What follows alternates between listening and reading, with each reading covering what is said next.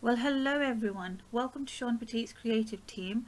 I am Afia from Craft to Me 2017 and I am here today with my final piece of art journal for the team today. It's been an epic year and I am so grateful and blessed to be able to be part of this team, and I am so happy that I am able to share with you some of my works, and I'm hopeful that you will all go away with something inspirational from these videos.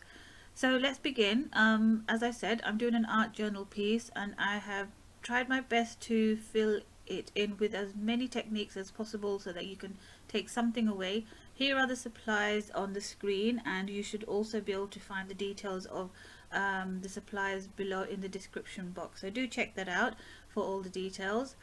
So moving straight on to my piece, I began with prepping my pages with gesso because I knew I would be using acrylic paint, so I wanted my acrylic paint to have a good flow to it, a good natural flow to it, and to make it easy for the paint to be, spreadable across my page.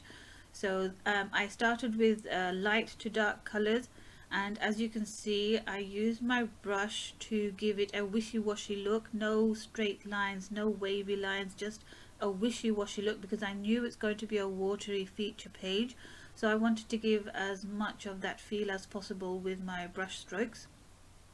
Now I used Shawn's stencil, also using the same blues to have a nice unique flow to it, but I also still wanted the stencil patterns to show, so I'm using white gesso this time over the blue, so that we can see and appreciate the stencil and the gorgeous patterns that it has, and it also gives it a nice blend and good feel to the pages in the background.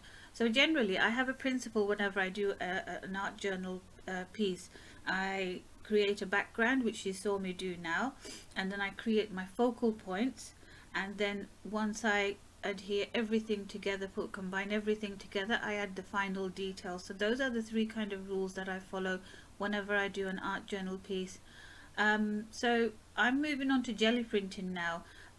Everyone knows, whoever has done jelly printing, how addictive it can be and how ongoing it can be. When you start with one print, you want to do several others. So I had to really contain myself over here with the jelly prints, because it's always such a fun thing to do because you have these unexpected results.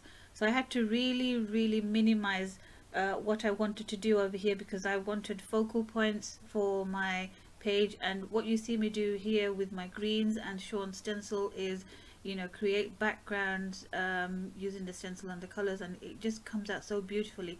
I didn't want to go in really heavy.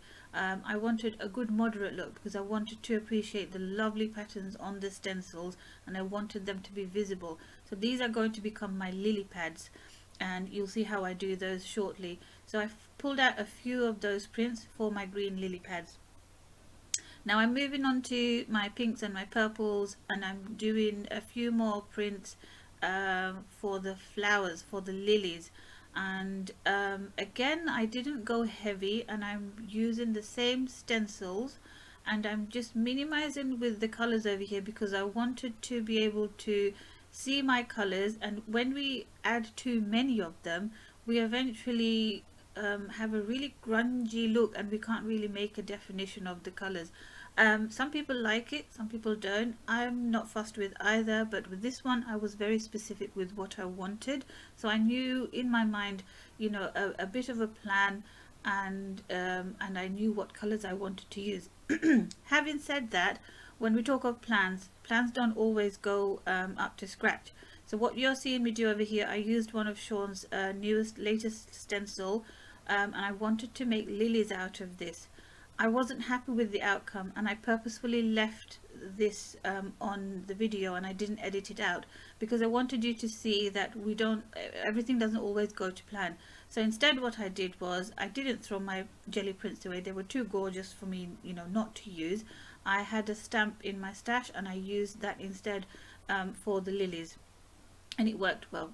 So the next bit that you can see me do over here is another favorite technique of mine, where I use Distress Oxide, smush it onto my glass mat, spray it with some water, and I just pick up the colors onto some watercolor cardstock.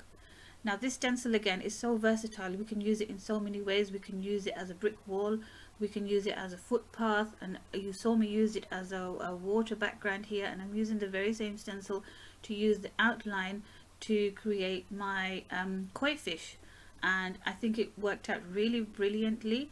And all I did was use it as an outline, and I just sketched out the remainder of the body. So you saw me do my lilies over here, very straightforward, just wavy outlines around the circle that I drew from a glass and a little triangle in the middle, and that's your lily pad done. That's how straightforward it is. Now I'm assembling all my focal points onto my page until I was happy with the layout. Once I was happy with the layout, I decided to adhere them down with my matte medium, which for me was the best form of glue to be able to stick them down completely. I had this dragonfly stamp, and I wanted to add that onto my page, so I stamped it on some tissue paper and glued it down again with matte medium. Now this is onto my third principle over here, what I say of adding details. So that's what I'm doing over here. What I did on the lily pad with the watercolor and the pencil, that didn't work, but I still included it on there because you know, not everything goes to plan, and we just have to work around it. So here's my page done. I added some splashes, and I'm really happy with my page, and I'm really happy, thankful, grateful and blessed that I have been part of this team, and it's been an honor to be, you know, being over here, and I'm truly blessed that I had this opportunity to be part of the team, and I just had an epic year, a brilliant year, and I can't be thankful enough towards the whole team and everyone who has, you know, watched my videos and left comments on my videos. Thank you so much for being with me, and do check out my videos on my channel at Crafty Me 2017 and on my Instagram as well. Thank you so much for your time, and goodbye for now.